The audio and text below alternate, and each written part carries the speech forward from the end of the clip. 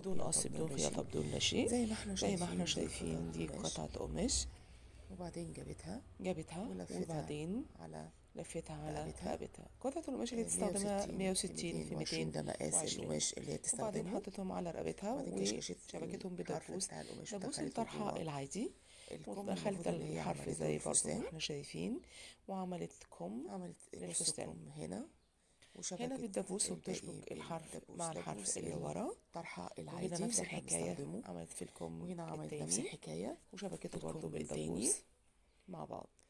وبعدين شايفين زي ما احنا يعني شايفين عملت قطعة قماش لمت فستان السيادة سواري. كلها اللي قدام.